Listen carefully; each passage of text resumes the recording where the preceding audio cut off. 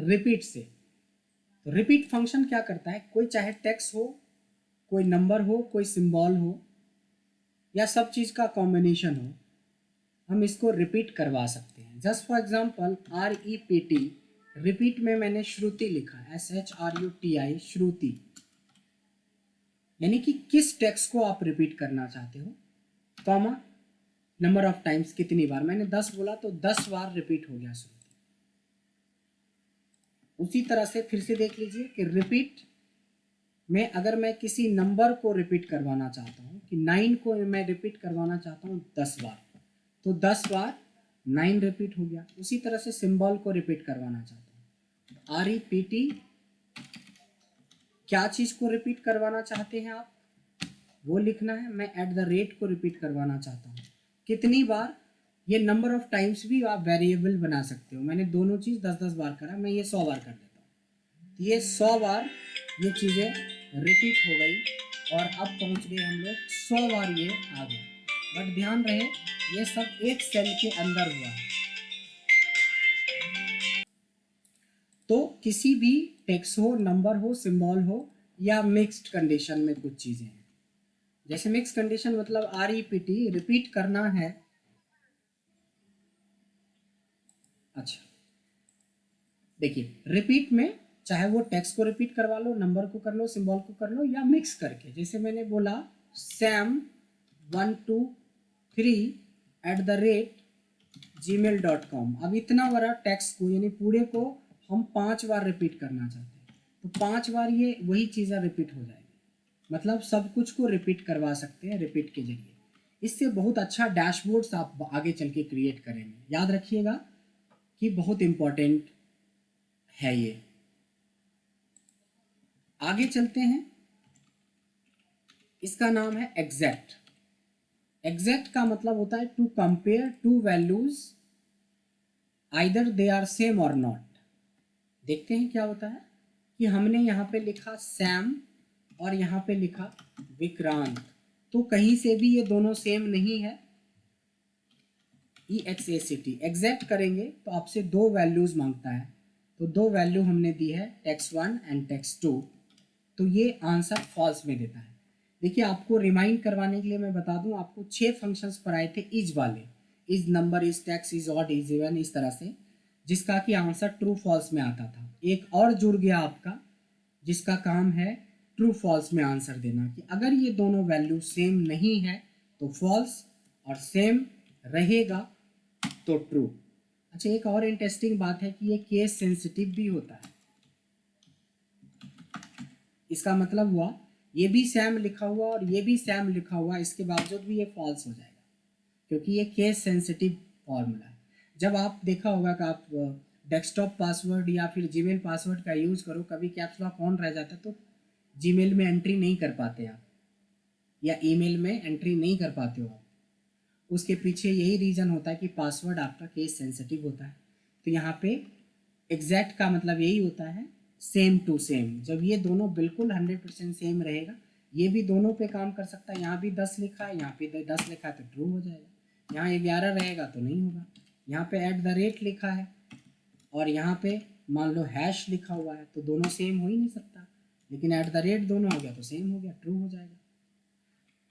और ये case sensitive भी होता है, सेम ऐसे लिखा है और सेम ऐसे लिखा है, तो फर्क तो है, तो नहीं होगा।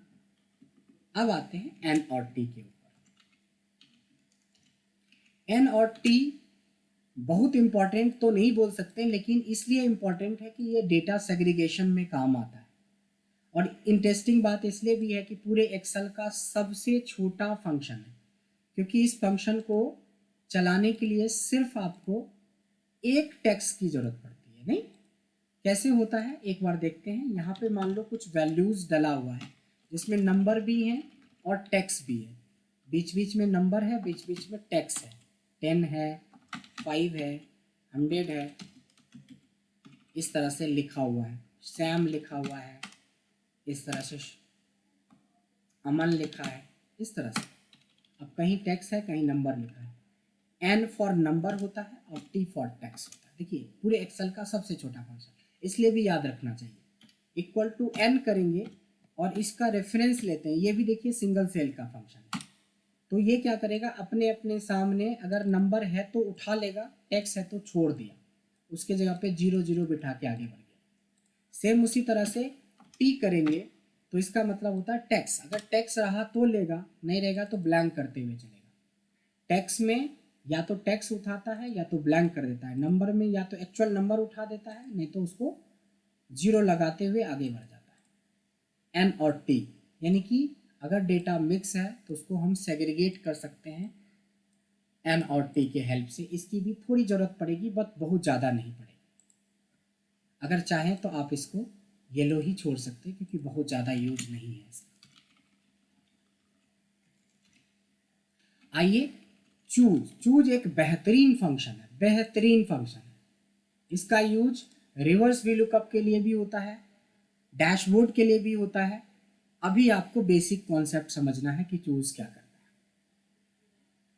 चूज क्या होता है कि अगर हमने चूज लिखा तो इसके अंदर देखेंगे सबसे पहले इंडेक्स नंबर मांगता है आपसे।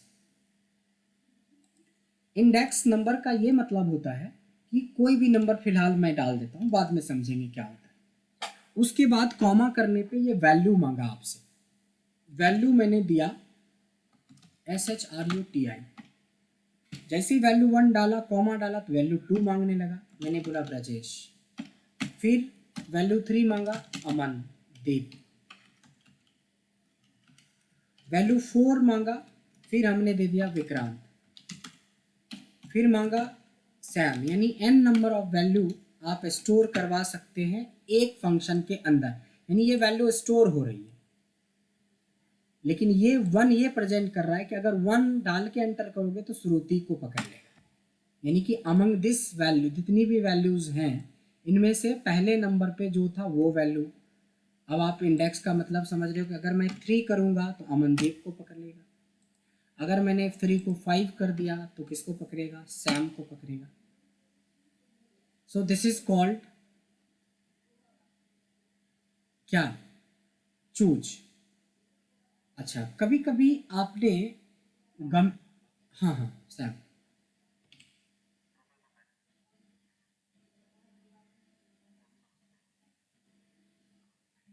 ठीक है कोई बात नहीं। सैम है, सॉरी, हमें चूज फंक्शन यूज करना है। चूज एक ऐसा फंक्शन है जिसमें इंडेक्स होता है, उसके बाद कॉमा डालने के बाद वैल्यू 1 वैल्यू 2 वैल्यू 3। इंडेक्स में फिलहाल 1 डाल रहा हूँ, कॉमा कर रहा हूँ, मैंने पहला नाम सैम लिख दिया, दूसरा नाम रीता लिख दिया, तीसरा नाम संगीता लिख दिया, चौथा नाम रीना लिख दिया, पांचवा नाम खुशी लिख दिया। इस तरह से n नंबर ऑफ नेम हमने स्टोर कर दिया। मैंने 1 2 3 कितने, तो कितने के लिए भी आपको जस्ट क्लिक करोगे तो पता चल जाएगा कि आप 5 वैल्यू स्टोर कर चुके हो। अब 1000 कर चुके हो तो यहाँ पता चल जाएगा कितना स्टोर किए हो। तो इस 1 का मतलब होता है कि इन वैल्यूज में से एक करने का मतलब हमें सिर्फ सैम चाहिए। अगर एक के जगह पे मैंने बोल दिया यहाँ पे 5 तो पांचवा में खुशी था, खुशी मिल गया हमें। अगर मैंने 3 कर दिया तो तीसरे नंबर पे संगीता है तो संगीता मिल जाएगा। So this is called choose. एक चीज़ और आगे से ध्यान रखिएगा कि अगर डिसकनेक्शन हो जाती है नेट की तो रिकॉर्डिंग मोड में क्लास है तो मोस्टली आपको पता चल ही जाएगा। थोड़ा सा रिकॉर्डिंग देख लेना उस पार्ट पे, ऐसे पूछ देंगे तो कोई बहुत बड़ी बात नहीं, बता देंगे, कोई दिक्कत नहीं। अभी मैंने बताया ना कि चूज का बहुत यूज करना है, हमें डैशबोर्ड भी बनाना है, डिवर्स भी लुकअप भी बनाना है, बहुत कुछ करना है। पहले चूज को तो आप समझो पहले कि चूज क्या होता है।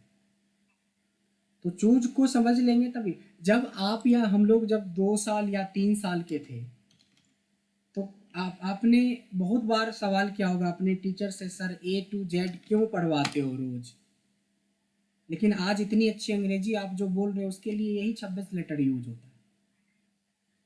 तो जब आज हम लोग उस 3 साल के बच्चे की तरह हैं एक्सेल में चूज को लेके, कि अभी चूज सिर्फ पढ़े हो कि चूज क्या होता है, बट चूज का असल यूज तो अभी एडवांस में होगा ना।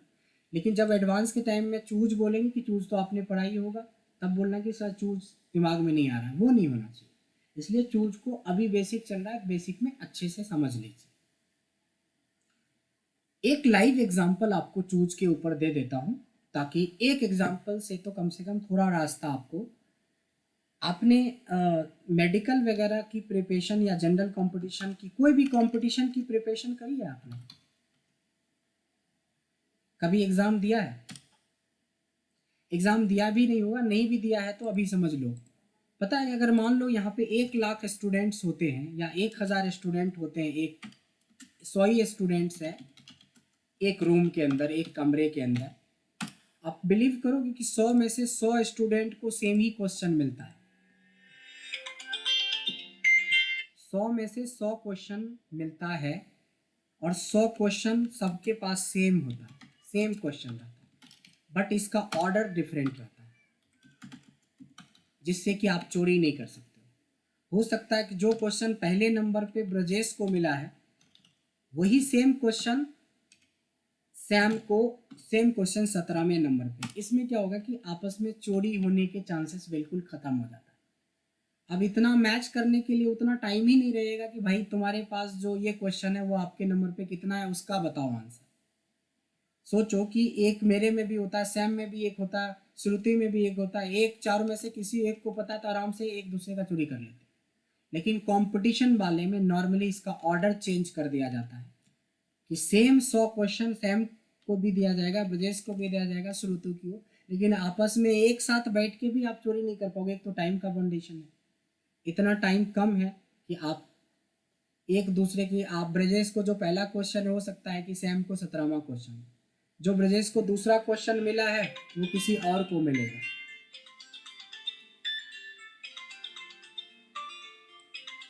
एक सेकंड में,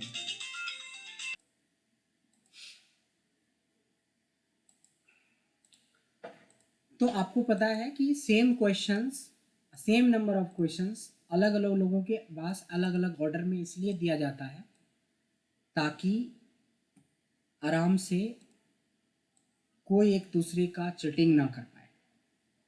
इसी तरीके से हमने भी अपने स्टूडेंट्स के लिए एक, हम लोग क्या करते हैं, एक गेम टाइप का बनाते हैं और इसमें चूज का बड़ा अच्छा रोल होगा। देखिए मैं आपको दिखाता हूँ, ये गेम का खुद ब खुद आप बना सकते हैं, बट ये इसमें गेम नहीं समझना, इसमें फंक्शन को समझना है, फॉर्मूले को समझना है।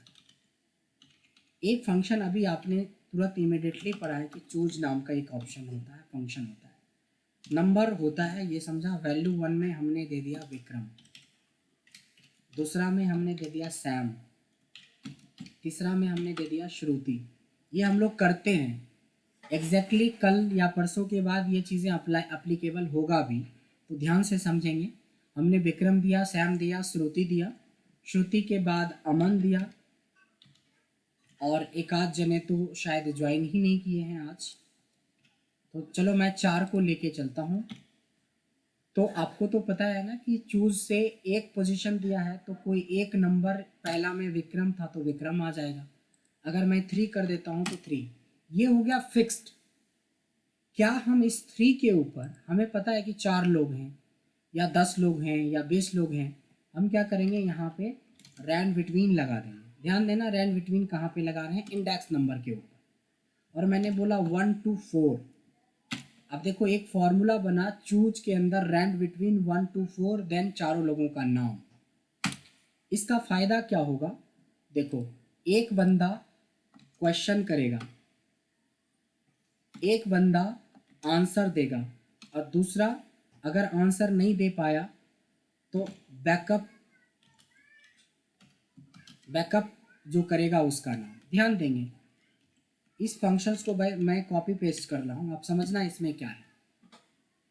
हमने बोला कि विक्रम आपको 5 क्वेश्चन, 5 फॉर्मूले को जैसे अभी हमने फॉर्मूला सेट निकाला था आपके लिए कि ये सब करवाएंगे, तो आपको मैंने बोला कि जितने भी फंक्शंस हमने अभी तक करवा दिया है, इस फंक्शन में से कोई भी 5 फंक्शन आपको बोलना है। इस गेम का ये है कि ये गेम मज़े लेने के लिए नहीं है, ये रिवीजन के लिए, और इसमें आपको सबको इन्वॉल्व होना होगा। उसमें मेरी इन्वॉल्वमेंट कम है क्योंकि इसमें फंक्शन से कंट्रोल हो रहा है। अब जैसे मैंने बोला 1 टू 5, यानी 1 to 5 मतलब 5 फंक्शंस का अपन कोई आंसर देना है। क्वेश्चन ये है कि कौन क्वेश्चन करेगा, कौन जवाब देगा, और जवाब नहीं दिया तो उसका बैकअप किसके पास है। यानी 3 स्टूडेंट्स हमेशा इन्वॉल्व हो सकते हैं। बट चूंकि रैंड बिटवीन से बनाया तो हो सकता है कि तीनों क्वेश्चन भी आप ही का, जवाब भी आप ही का, बैकअप भी आप ही का।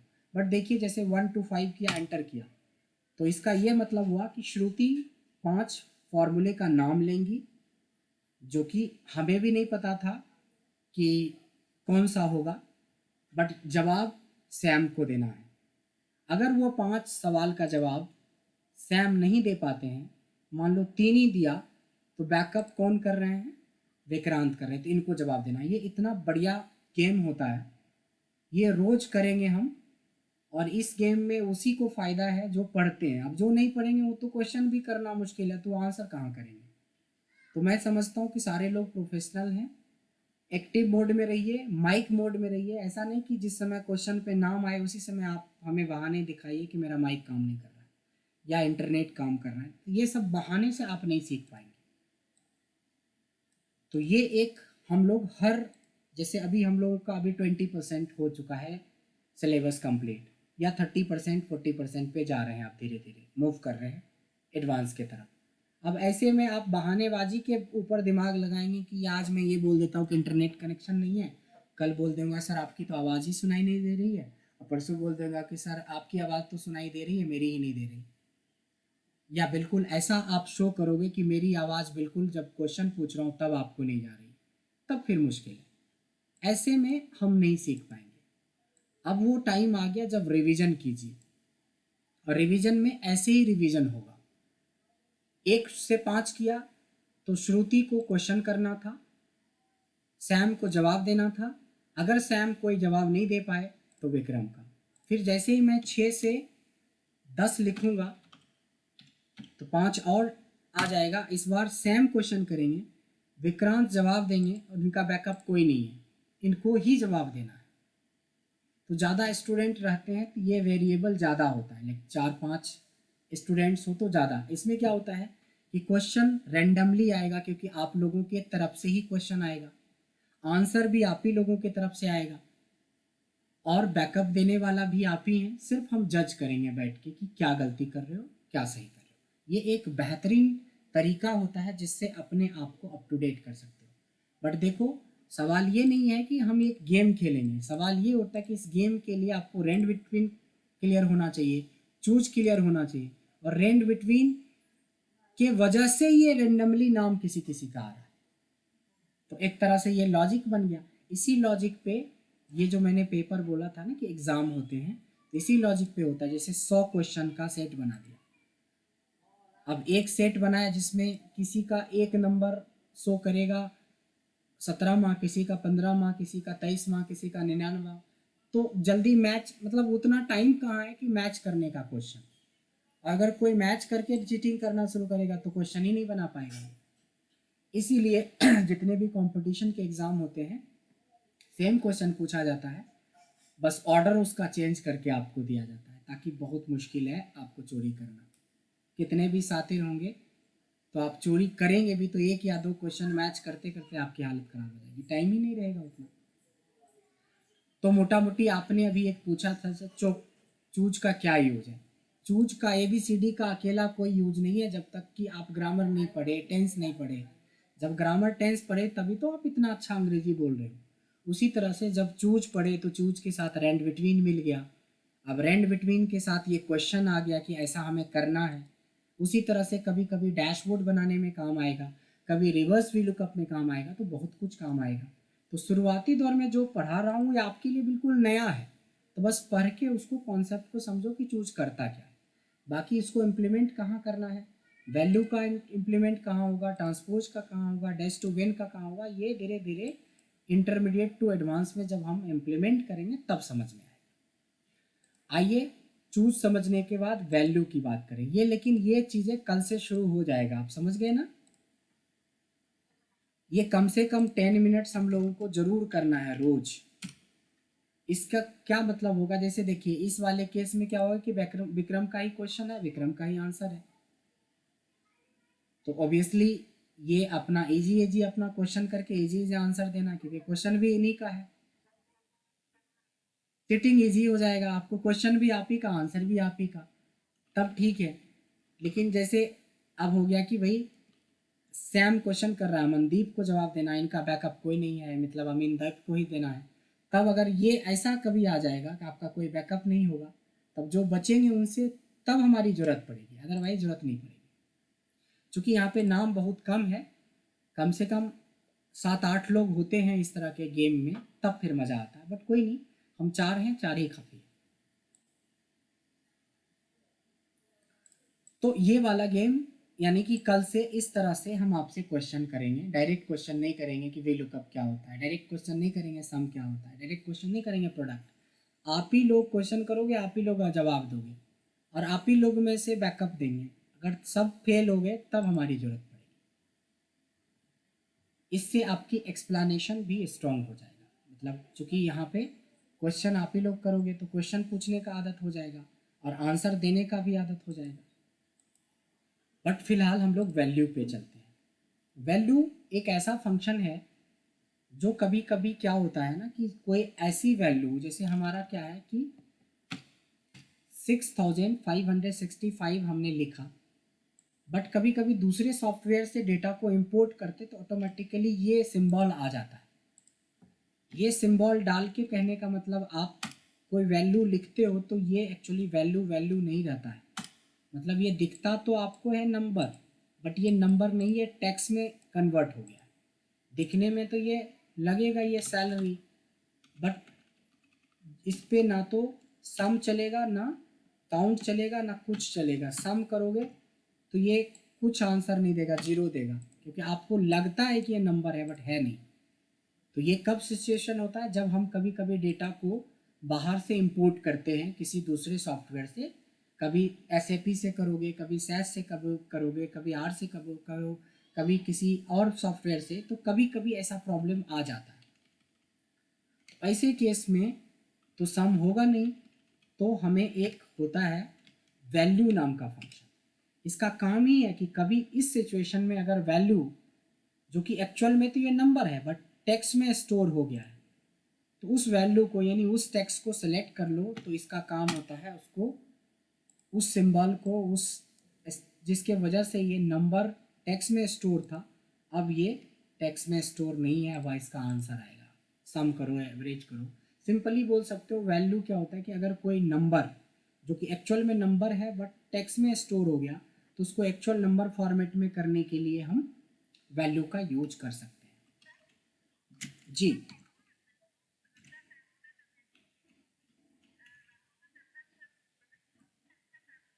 हाँ, ये तो सिर्फ वैल्यू मतलब वैल्यू में कन्वर्ट करना हो। आप इसको सम लगाओ, एवरेज लगाओ, प्रोडक्ट लगाओ, मिनिमम लगाओ, आपसे जो क्वेश्चन पूछेगा, ये तो डेटा आपके पास पहले डेटा ही खराब है, तो आप इसका सम क्या निकालोगे। मैंने बोला इसका एवरेज ही निकाल दो, तो एवरेज क्या निकालोगे आप, एवरेज इसका क्या निकालोगे, डेटा ही ठीक नहीं है। तो पहले डेटा ठीक हो गया तो इसका सम भी निकल जाएगा और एवरेज भी निकल जाएगा। देखिए सम भी निकल रहा है, एवरेज में ये एरर दे रहा था क्योंकि एवरेज नंबर का निकलता है। एवरेज यहाँ पे हमने जैसे ही एवरेज लिखा और ये चूंकि अब वैल्यू में कन्वर्ट हो चुका था, एवरेज भी निकल गया। तो पहले डेटा चेक करेंगे, तब हम अप्लाई करेंगे कि हमें कौन सा फंक्शन यूज करना है। ट्रांसपोज बड़ा आसान और बहुत यूजफुल ऑप्शन है।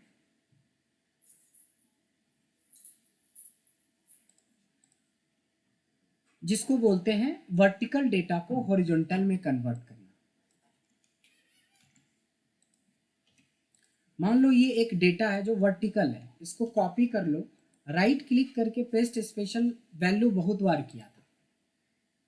आप इसको ट्रांसपोज, देखो एक ऑप्शन होता है ट्रांसपोज। ट्रांसपोज क्या करता है कि वर्टिकल डेटा को हॉरिजॉन्टल बना देता है या हॉरिजॉन्टल डेटा को वर्टिकल में कन्वर्ट कर देता है। पेस्ट स्पेशल में ट्रांसपोज का काम होता है वर्टिकल डेटा को हॉरिजॉन्टल में कन्वर्ट करना और हॉरिजॉन्टल को वर्टिकल में कन्वर्ट करना। कोई डाउट नहीं होना चाहिए। तो ट्रांसपोज समझ में आ गया। ट्रांसपोज के बाद आता है आपका डैश टू बिन। डैश टू विन तो कल ही बताया था। डैश टू विन क्या होता है कि जब हम कंप्यूटर में काम करते हैं तो कंप्यूटर एक ही लैंग्वेज समझता है, जिस लैंग्वेज का नाम है बाइनरी। और बाइनरी में दो ही लेटर होता है, एक 1 होता है, दूसरा 0 होता है। इसके अलावा कोई अल्फ़ाबेट नहीं होता, कोई सिंबल नहीं होता है, कुछ नहीं होता। यानी जो भी वैल्यू आप पुट करोगे उस वैल्यू को बाइनरी में कन्वर्ट करने के लिए एक फंक्शन दिया है डैश टू बिन, जो किसी भी वैल्यू को बाइनरी में कन्वर्ट कर देगा। यानी 65 लिखोगे तो ये कर देगा, 100 लिखोगे तो ये कर देगा, 200 लिखोगे तो ये कर देगा। ये हर चीज़ का बाइनरी में कन्वर्ट करने का काम होता है। तो ये काम होता है बाइनरी। ये इंटरनल प्रोसेस है जो कंप्यूटर का सीपीयू ये काम करता है, आपको नहीं करना, बट जानना तो पड़ेगा ना कि कंप्यूटर कैसे काम कर रहा है। इसके बाद ये 4 फंक्शन बहुत ज़्यादा इम्पॉर्टेंट है, ये इंटरमीडिएट टू एडवांस के बीच में आता है और चारों के चारों बहुत ज़्यादा इम्पॉर्टेंट है। सबसे पहला है सब्स्टिट्यूट। सब्स्टिट्यूट का मतलब होता है किसी चीज़ को बदलना या रिप्लेस करना। जैसे मैंने बोला माई नेम इज़ ब्रजेश आनंद, मैंने बोला मेरा सेंटेंस ये है, बट आपको एक सेंटेंस क्रिएट करना है इस लाइन में जिसमें लिखा हो योर नेम इज़ ब्रजेश आनंद, यानी कि माई को बदलना है योर के साथ। तो सब्स्टिट्यूट एक फंक्शन है जो टेक्स्ट बोलता है, मतलब टेक्स्ट को सेलेक्ट कर लो। फिर बोलता है ओल्ड टेक्स्ट, मतलब वो स्पेशल वर्ड जिसको बदलना है, और उस टेक्स्ट के बारे में बताओ जिसका लाना है। तो माई की जगह पे योर करना था, दैट्स इट, हो गया। My name is Brajesh Anand change होके हो गया your name is Brajesh Anand. My name is Brajesh Anand के जगह पे my name is Brajesh Kumar करना है, या ब्रजेश सिंह करना है, या ब्रजेश गुप्ता करना है, कुछ बदलना है। ब्रजेश आनंद, आनंद वर्ड को हटा के कुछ और करना है, या ब्रजेश वर्ड को हटा के कुछ और करना है, कोई नहीं। सब्स्टिट्यूट टेक्स्ट मतलब जिसमें बदलना है, कौन से टेक्स्ट को बदलना है, तो ब्रजेश को बदलना है। इसके जगह पे क्या करना है, अमनदीप। क्या हुआ, इसका मतलब माई नेम इज अमनदीप आनंद। तो this is called substitute. Substitute का मतलब होता है बदलना। क्रिकेट में आपने सुना होगा सब्स्टिट्यूट खिलाड़ी, 12वां खिलाड़ी को सब्स्टिट्यूट खिलाड़ी कहते हैं। जब 11 प्लेयर सब फिट एंड फाइन है तो वर्ल्ड कप लेके भी आ जाएगा, किसी 12वें की जरूरत नहीं पड़ती है। लेकिन किसी वजह से किसी मैच में कोई चोटिल हो जाता है तो फील्ड पे फील्डिंग करने के लिए आप देखोगे 12वां खिलाड़ी आ जाता है। या रनिंग, पहले रनिंग था, अब तो रनिंग भी खत्म हो गया। रनर्स जो होते हैं कि मान लो बैटिंग करते करते क्रैम आ जाता था पहले, तो ये रूल था कि कोई और बंदे को आप यूज कर सकते हो रनर अप्स के लिए। तो 2 तरह के लोग यूज होते थे शुरुआती दौर में। एक होता था जो आउट हो गया, वो या तो वो, नहीं तो कोई 12वां खिलाड़ी है तो वो। और फील्डिंग के लिए आज भी 12वें खिलाड़ी की जरूरत होती है। तो ये हुआ, अगर सब चीज़ ठीक है तो ठीक है, अगर कोई बदलना है तो सब्स्टिट्यूट। सब्स्टिट्यूट मतलब बदलना। अच्छा, जो काम सब्स्टिट्यूट करता है वही काम हमारा रिप्लेस भी करता है, लेकिन ये थोड़ा कॉम्प्लिकेटेड आपको लगेगा। ये इजी है फंक्शन, बट देखते हैं, क्योंकि रिप्लेस वही काम करता है जो सब्स्टिट्यूट करता है। ओल्ड टेक्स्ट मतलब टेक्स्ट हो गया। अब यहाँ पे पूछता है स्टार्टिंग नंबर, कि जिस टेक्स्ट को बदलना चाहते हो उसकी पोजीशन बताओ। भाई मैं माई को बदलना चाहता हूँ, माई की पोजीशन क्या है, 1 है, यानी कि माई में एम पहले ही लेटर से शुरू हो रहा है। तो स्टार्ट नंबर मतलब कहाँ से शुरू हो रहा है। नंबर ऑफ कैरेक्टर मतलब इसमें से कितने कैरेक्टर को बदलना है, तो 1 से लेके 2 तक, यानी एम वाई को बदलना है। तीसरा पार्ट आता है इसमें, उसके जगह पे क्या लिखना है, तो योर लिखना है। अब ये थोड़ा कॉम्प्लिकेटेड लग रहा होगा, इसमें तो सीधे था, इसमें जाओ जो बदलना है वो डालो, जो उससे बदलना है वो डाल दो। इसमें क्या होता है, पोजीशन वाइज बदलता है। अब जैसे मैं बोलूँगा ना कि ब्रजेश को अमनदीप करो, तो ये रिप्लेस में बहुत टफ लगेगा। रिप्लेस के लिए सबसे पहले टेक्स्ट लोगे, अब बोलेगा कहाँ से। अब ब्रजेश के लिए आपको गिनना पड़ेगा कहाँ से। तो देखिए 1 2 1 स्पेस 3 और 4 नेम, 7 1 स्पेस 8 1 9 10 11 12वें पे ब्रजेश शुरू हो रहा है। ये गिनना ही तो सबसे बड़ा टफ हो गया। और फिर होता है नंबर ऑफ कैरेक्टर, फिर गिनोगे 7, और इसके बदले में चाहिए अमनदीप। ये देखिए, तो दोनों से सेम ही काम हुआ, बट ये टफ लगेगा आपको रिप्लेस का, बट दोनों के अपने इंपॉर्टेंस है। क्योंकि ये पोजीशन वाइज चलता है, ये केस सेंसिटिव नहीं होता है, ये केस सेंसिटिव फंक्शन है। गलती से माई आपने सर्च करते समय कैपिटल दिया, जो कि कैपिटल तो है ही नहीं, तो माई को माई ही रहने देगा, कुछ नहीं छेड़ेगा वो। आपने सोचा होगा कि माई को यूज तो कर चुका होगा, बट करेगा ही नहीं, क्योंकि केस सेंसिटिव है। और रिप्लेस केस सेंसिटिव नहीं है, पोजीशन बेस्ड है। तो पोजीशन में या माई है कि मी है कि क्या है, वो उसको नहीं देखता, वो तो जो मिलेगा इस पोजीशन पे उसको बदल देगा। तो ये सब्स्टिट्यूट और रिप्लेस मोटा मोटी समझ में आ गया आपको।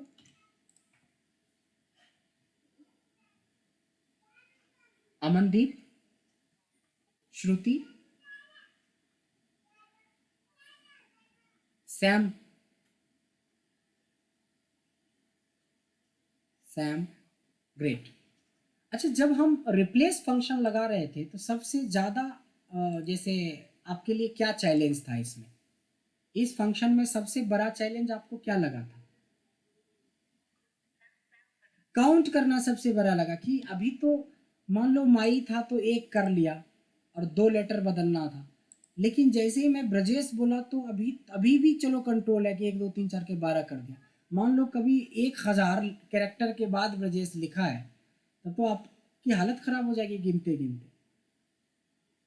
तो यहाँ पे आपने मैनुअली गिना 1 2 3 4 5 6 12, इसी 12 का इलाज है ये फाइंड और सर्च। यानी अगर आपको फाइंड करना है क्या चीज, तो ब्रजेश को कहाँ इस टेक्स्ट में, तो ये हेल्प करेगा आपको उसकी पोजीशन डायरेक्ट बता देने में। अब गिनने का टेंशन खत्म।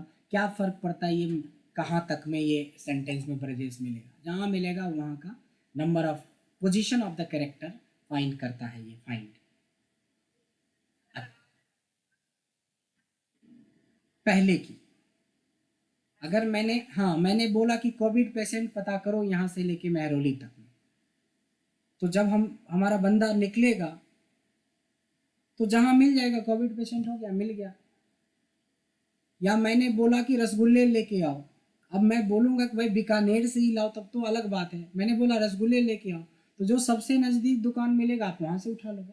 तो फाइंड क्या करता है या सर्च क्या करता है, ये पहले पोजीशन पे जो मिलेगा उसको ढूंढता है। लेकिन अगर आपको पोजीशन वाइज और भी अलग अलग चाहिए तो वो और ऐड होगा, और फंक्शन ऐड होगा, तब जाके पोजीशन वाइज मिलेगा। बट ये 12वां निकालना आसान हो गया ना, ब्रजेश को ढूंढना अब आसान हो जाएगा। अच्छा, सेम काम सर्च भी करता है। देखिए, सर्च सेम काम करता है, पूछता है क्या सर्च करना है, मैंने बोला ब्रजेश को सर्च करना है। कहाँ सर्च करना, एकदम बिल्कुल फॉर्मूला तक भी बिल्कुल सेम है, जो फाइंड का है वही सर्च का है, आंसर भी सेम है। बट पहला जो था ये केस सेंसिटिव है और ये नहीं है। क्यों? अगर गलती से आपने ब्रजेश सर्च में बी कैपिटल डाल दिया, वो तो है ही नहीं, तो सीधे बोल देगा कि एरर आ गया, यानी नहीं है। लेकिन आपने गलती से भी कैपिटल ब्रजेश दे दिया तो भी ये ढूंढ निकालेगा। इसलिए सर्च हमारे लिए थोड़ा बेहतर ऑप्शन होता है अननोन डेटा पे अगर आप काम कर रहे हो। लेकिन नोन डेटा पे अगर आप काम कर रहे हो तो फाइंड अच्छा है, क्योंकि पासवर्ड जो लगाते हैं हम केस सेंसिटिव बना के लगाते हैं, थोड़ा अपर भी लगाते हैं, थोड़ा लोअर भी, कि कोई जल्दी देख भी ले तो पासवर्ड में तो जल्दी गेस नहीं कर पाएगी क्या हमने लगाया। तो सिक्योरिटी रीजन से फाइंड ज़्यादा अच्छा है, और अननोन डेटा पे फाइंड करने के लिए सर्च ज़्यादा अच्छा है। लेकिन दोनों का सिंटैक्स सेम है। फिर से देख लीजिए, फाइंड कहता है क्या फाइंड करना चाहते हो, और विद इन टेक्स्ट मतलब कहाँ फाइंड करना चाहते हो। सर्च भी वही बोलता है कि भाई क्या फाइंड करना चाहते हो, कहाँ फाइंड करना चाहते हो। दोनों के फॉर्मूला में सिर्फ यही फ़र्क है कि इसका तो सिंटैक्स तक, इसका तो कम से कम सिंटैक्स अलग अलग था, बट इसका सिंटैक्स तक भी सेम है, और इसीलिए हम इसको निकाल पाते हैं। क्लियर हो गया? पोजीशन निकालने के लिए होता है, उस कैरेक्टर की पोजीशन या इस उस वर्ड की पोजीशन के बारे में बताता, वर्ड या कैरेक्टर दोनों को फाइंड कर लेता। जस्ट फॉर एग्जांपल कि मैं सिर्फ ए की पोजीशन जानना चाहता हूँ इस सेंटेंस में, ए, तो हम लोग क्या कर सकते हैं, इक्वल टू फाइंड ए कहाँ, इसमें। तो ए की पोजीशन चौथे नंबर पे है, वैसे तो ब्रजेश में भी ए है, आनंद में भी है, ये पांचवें पोजीशन पे है। 1 2 1 स्पेस 3 1 4 एन और पांचवें नंबर पे है, यानी किसी एक कैरेक्टर या किसी एक नाम, क्योंकि नाम का मतलब तो जहां नाम मिला वही उसकी पोजीशन हो गई, तो ये अंतर होता है। तो आप सर्च और फाइंड, ये चारों फंक्शन इतने अच्छे और इतने इंपॉर्टेंट हैं कि ये अगर आपने सीख लिया तो मज़ा आ जाएगा। मज़ा ऐसे आएगा, एक इम्प्लीमेंटेशन दिखाता हूँ, इसको बहुत गौर से देखिएगा, बहुत ज़्यादा गौर से देखने की ज़रूरत है। हमने कुछ फुल नेम दिए थे आपको पिछली सेशंस के अंदर, डॉक्टर ब्रजेश आनंद। तो मैं बताने के अलावा मैं पूछना भी चाहूँगा आप सभी में से, और ये जान लो कि जिससे सबसे पहले मैं पूछूंगा उस पर हमारा भरोसा सबसे कम है, और जिसको मैं सबसे बाद में पूछूंगा उस पर भरोसा सबसे ज़्यादा है। यानी कि पहले हम उस स्टूडेंट का हाथ पकड़ते हैं जो लगता है कि प्रैक्टिस ठीक से नहीं किया। तो इसी तरीके से मैं श्रुति से पहला क्वेश्चन करना चाहूँगा कि मैंने कल आपको पढ़ाया था कि आप फुल नेम को टाइटल, नेम और सरनेम में आपको बदलना है। कल एक नहीं, दो नहीं, मैंने 3 रूल बताए थे, कोई एक रूल बता दीजिए तो समझेंगे कि आपने प्रैक्टिस करी है। श्रुति,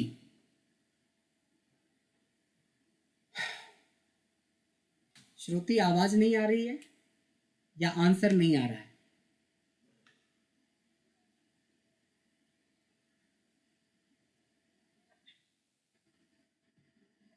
देखा, देखो क्वेश्चन लेने पे यही हो जाता है, आवाज मतलब।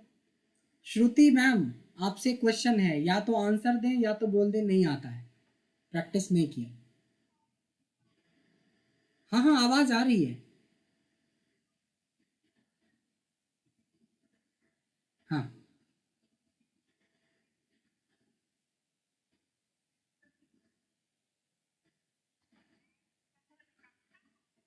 अभी अभी जो लास्ट में बोला है ना वो बड़ा अच्छा आवाज आया, तो आपको ऐसे ही नजदीक होके बात करना है। देखिए हमने तो ये सोचा था कि आप जवाब नहीं दोगे, लेकिन एक नहीं तीनों ऑप्शन आपने बता दिया। चलिए फ्लैश फिल कैसे करते हैं ये आप बताइए मेरे को। हाँ जी हाँ जी, आप ही को बताना श्रुति। हम्म। लेकिन लेकिन लेकिन उससे पहले कुछ करना होता है, लिखना पड़ता है कि डॉक्टर लिखेंगे तब जाके आप फ्लैश फिल का यूज कर सकते हैं, या ब्रजेश लिखेंगे तो ब्रजेश, तब आप कंट्रोल ई करके कर सकते हैं। तो एक तरह से क्या हुआ कि रिवाइज भी हो गया, और मेरे को जो लग रहा था कि आपने प्रैक्टिस नहीं किया होगा वो गलतफहमी भी।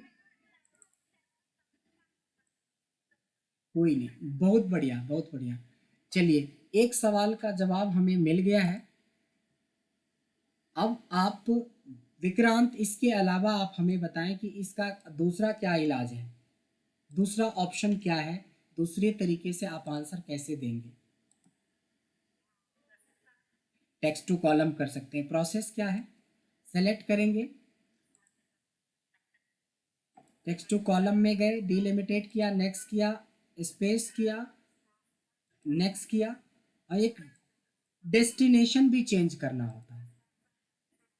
बहुत बढ़िया। चलिए, 2 तरीका बताया था, दोनों आ गया। एक तीसरा तरीका बताया था जिसका नाम था लेफ्ट राइट मिड फंक्शन, याद है? हाँ, आज देखिए, कल हमने बोला था लेफ्ट राइट मिड, जो आपसे कभी ये तीनों में से कोई ऑप्शन नहीं पूछा जाता है, पूछा जाता है एडवांस।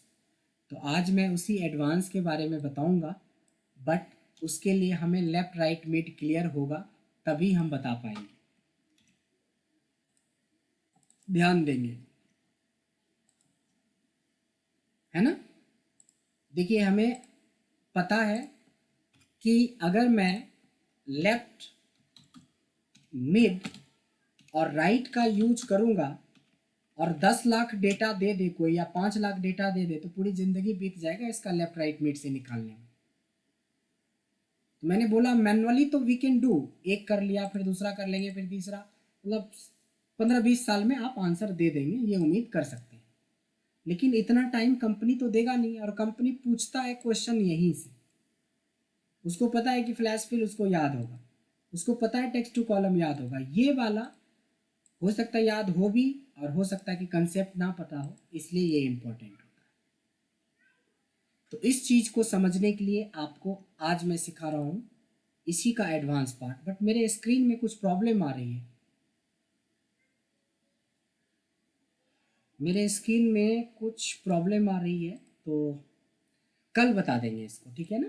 क्योंकि अभी बार बार वो झिलमिला रहा है, आप लोगों को भी पता चल रहा है कि गायब हो रहा है स्क्रीन। पता नहीं, यहाँ पे हमारे एंड पे थोड़ा सा बार बार गायब हो रहा है। अगर आप लोगों को नहीं हो रहा तो मैं बता देता हूँ। देखो एक ट्रिक होता है जिसको बोलते हैं फर्स्ट स्पेस को फाइंड करना। पहला स्पेस, अभी तुरंत हमने फाइंड पढ़ा था ना, देखिए आप फाइंड का यूज होगा। मैं फाइंड करूँगा क्या चीज़, स्पेस को। कहाँ, तो इसमें। अगर देखो अगर आपने फर्स्ट स्पेस फाइंड कर लिया, ध्यान देना, अगर आप फर्स्ट स्पेस फाइंड कर लेते हो तो जितने पर पहला स्पेस होगा उससे एक कम होगा उसका टाइटल। ध्यान देना, अगर पहला स्पेस 3 पे है तो इसकी टाइटल 2 है, अगर पहला स्पेस 5 पे है तो इसकी टाइटल 4 है, अगर पहला इसका इस वाले का हम लिख देते हैं MRS, तो इसका पहला स्पेस चौथे नंबर पे मिल रहा है तो इसमें 3 है। अब लेफ्ट में गिनते आप, लेकिन अब गिनना नहीं पड़ेगा, अब डायनेमिक आंसर क्या हो गया, लेफ्ट में टेक्स्ट ये हो गया हमारा, और नंबर ऑफ कैरेक्टर ये नहीं हुआ, इससे एक कम। ये लॉजिक समझ में आया, इसी को बोलते हैं डायनेमिक करना। अब ये क्या फ़र्क पड़ता है कि 10 है कि 10 लाख है डेटा, क्लिक करोगे सबका लेफ्ट का टाइटल निकल आया। अगर आप लेफ्ट लेके चलते रहते तो चलते ही रहते अभी तक हम लोग। और चूंकि ये फॉर्मूले से बना रहे तो टाइटल भी है, किसी ने बहुत बड़ा सा SHREE श्री लिख रखा है, कोई बात नहीं जी, ऐसा वाला भी श्री पकड़ लेगा। किसी ने श्री को SRI, कुछ लोग लिखते हैं SRI भी लिखते हैं, कुछ SHRI भी लिखते हैं, अब कोई सिर्फ SRI लिखते हैं। कुछ भी लिखो वो तो ये देखिएगा ना कि भाई स्पेस कहाँ है, उससे एक कम करके आपको दे देगा। फुल डायनेमिक हो गया। जो चीज़ें कल तक हमें लग रहा था कि सर 10 लाख डेटा दे देगा तो हम तो लेफ्ट ही निकालने में सुबह से शाम हो जाएगा, या हो सकता है कि बरसों बरस बीत जाएगा, अब तो नहीं बीतेगा ना। लेकिन इसके लिए हमें फर्स्ट स्पेस निकालना होगा, और फर्स्ट स्पेस के लिए फाइंड चाहिए। अब लॉजिक समझिए, लॉजिक नंबर 2 जिसका नाम है सेकेंड स्पेस। हाँ हाँ हाँ दिया है, वेरी गुड। तो अब ये भी बन जाएगा बिना बताए हुए, चलो होपफुली ये भी बन जाएगा। अब क्या है कि पहले स्पेस के बाद दूसरा स्पेस, यानी जब तक आपको पहला स्पेस नहीं मिलेगा तो दूसरा स्पेस कैसे बनेगा। कोई मकान बनाते हुए देखा कि फर्स्ट फ्लोर के बाद हम सीधे थर्ड फ्लोर बना लेते, बीच का फ्लोर शून्य रहता है, वैकेंट रहता है, ऐसा नहीं होता है। फ्लोर तो बनाना ही पड़ेगा, भले डेकोरेशन आप बाद में करो। उसी तरह से जब तक आप फर्स्ट स्पेस नहीं ढूंढोगे तब तक आप सेकेंड नहीं ढूंढ सकते। तो पहला स्पेस तो आपको पता है कि 1 2 3 पे मिल गया। सेकेंड स्पेस डायनेमिकली कितना को ढूंढते रहोगे गिन गिन के, इसको भी डायनेमिक करते हैं। तो जैसे आपने कहा, विक्रांत अभी पूछा था कि पहला ए तो मिल गया सर, सेकेंड ए वाला कहाँ है। अब आ गया वो क्वेश्चन का आंसर, फर्स्ट मिल गया तो सेकेंड मिल जाएगा। तो फाइंड करेंगे, पूछेगा क्या फाइंड करना है, भाई स्पेस ही फाइंड करना है, कहाँ, तो इसी में फाइंड करना है। बट यहाँ पे क्लोज कर देंगे तो फिर से ये पहले स्पेस फाइंड करके दे देगा। बट इसमें देखेंगे कि एक पार्ट और जुड़ता है लास्ट में, उसका बोलता है स्टार्ट नंबर। स्टार्ट नंबर मतलब मैंने तो पहला ढूंढ ही लिया, तीसरे नंबर पे, इसके बाद से ढूंढना शुरू करो। बात समझ में आया, यानी कि पहला स्पेस मेरा DR स्पेस यानी तीसरे नंबर पे है, यानी आप बी से शुरू करो ढूंढना, यानी चौथी पोजीशन से ढूंढना शुरू करो। तो चौथी स्पेस चौथे पोजीशन यानी बी से शुरू करेगा तो उसको 11वें नंबर पे यानी आनंद से पहले एक स्पेस मिला। ये तो हुआ कि मैं मैनुअल भी गिन लेता है 11, बट मैनुअल क्यों गिनोगे जब हमें डायनेमिक सेकेंड स्पेस निकाल सकते हैं। यहाँ तक समझ में आया? अच्छा, आपको पता है कि जो टोटल लेंथ होता है वो लेन नाम के फॉर्मूले से निकल आता है। अब देखिए, अगर आप राइट लगाते मैनुअली तो आपको ये टेक्स्ट सेलेक्ट करना पड़ता और गिनना पड़ता कि मेरे टेक्स्ट कितने हैं, 1 2 3 4 5, 1 2 3, 1 2 3 4 5, 1 2 3 4 6 हर बार। अब नहीं गिनना है, अब बोलोगे कि जिसकी टोटल जो लेंथ है उसमें से माइनस कर लेना सेकेंड स्पेस, यानी 16 में से 11 गया तो 5 बच गया, तो सब में ये डायनेमिक हो गया ना। क्या फ़र्क पड़ता है ये 10 डेटा है कि 10 लाख डेटा है, सबका टाइटल निकल आया, वो सरनेम। तो देखो, जब हम फाइंड पढ़ रहे थे तो फाइंड अकेला अपने आप में वो था, अब फाइंड जब लेफ्ट राइट मिड के साथ आ रहा है तो देखो कुछ अलग ही खेल खिला रहा है। इसीलिए मैंने बोला कि अल्फ़ाबेट्स आपने भी 26 ही पढ़ा, मैंने भी 26 बना। एक कोई बहुत अच्छी अंग्रेजी बोल रही है, एक बहुत ख़राब बोल रहा है, एक एवरेज बोल रहा है। डिपेंड करता है इस 26 का यूज आपने किस तरीके से किया, कितना फॉर्मूले बनाए, कितने असाइनमेंट्स बनाए, कितना आप प्रैक्टिस करते हो। सेम वही चीज़ें हैं कि जितनी प्रैक्टिस करोगे उतना इसमें लॉजिक है, साइंस है, कंप्यूटर साइंस है ये, इसमें लॉजिक का कोई कमी नहीं है। इंग्लिश में लॉजिक ख़त्म हो जाता है लेकिन इसमें लॉजिक कभी नहीं ख़त्म होता, जितना सीखना चाहो उतना सीख सकते हो। आते हैं राइट भी हो गया, लेफ्ट भी हो गया, यानी आपने टाइटल भी निकाल लिया, सर नेम भी निकाल लिया। अब हम बात कर रहे हैं मिड नेम का। थोड़ा सा लॉजिक सोचो कि ये बीच वाला नेम कहाँ पे, ये दोनों स्पेस के बीच में ही है ना, यानी सेकेंड स्पेस -3 करेंगे तो 11 में से 3 गया तो 8 बचा, बट 7 ही है। 10 में से 5 गया तो 5 बचा, लेकिन 4 ही है, यानी कि दिस -1। मीट करते हो मैनुअल तो पहले टेक्स्ट लेते हो, तो हमने भी लिया। फिर बोला कहाँ से, मिड में गिनते तो 1 2 3 स्पेस मिलता, फिर चौथा, तो स्पेस तो हमारा ढूंढा है ही। मैंने बोला इसके बाद से शुरू करना स्टार्टिंग पोजीशन को डायनेमिक करने के लिए, बट कितना, मैंने बोला second space minus first space के बीच में ही है मेरा नाम, ये लो। अब ये डायनेमिक हो गया, क्या फ़र्क पड़ता है, यानी 3 मिनट लगेगा और 3 लाख क्या 300 लाख डेटाबेस को ब्रेक कर सकते हो विद दिस। लेकिन इंटरव्यू में ना तो फ्लैश फिल पूछेगा, ना मैनुअल लेफ्ट राइट मिड से आप कर पाओगे, ना ही टेक्स्ट टू कॉलम पूछेगा। पूछेगा ऐसे कि भाई फॉर्मूले से बताओ, तो फॉर्मूला इसको बोलते हैं जब मिक्सिंग हो रही है। देख रहे हो, जब तक आपको फाइन नहीं आता, लेन नहीं आता, फाइंड से दूसरी स्पेस फाइंड नहीं करने आता, तो इसको डायनेमिक कैसे कर पाते आप। तो इसी को बोलते हैं जो एडवांस। तो एडवांस का मतलब कुछ नहीं होता, एडवांस का मतलब होता है बेसिक जितने कॉन्सेप्ट को पकड़ोगे उसके एडवांस को मर्ज कर देना, और उससे हम चीज़ों को डायनेमिक कर देते हैं, चीज़ें आसान हो जाती हैं। तो कल जो सवाल रह गया था उसका जवाब आज आपको मिल गया, और मैंने क्वेश्चन भी एडवांस में ही दे दिया था ताकि अब आप बना सकते हो होपफुली। हाँ Sam. Question, do one thing, question कल करते हैं।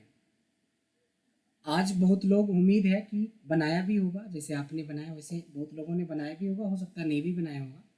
तो एक बार देख लेते हैं कि कल तक मौका देते हैं, कल हम क्वेश्चन डिस्कस करेंगे।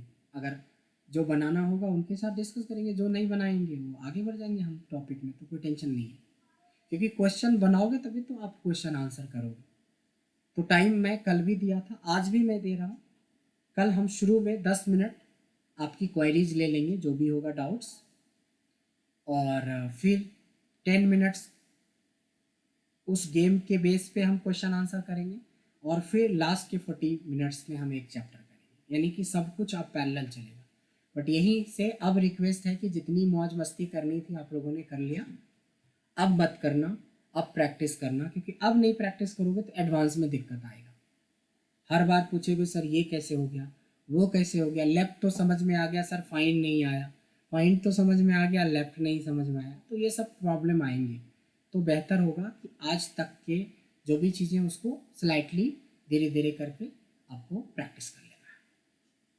इसकी वीडियो भी मिल जाएगी अभी आपको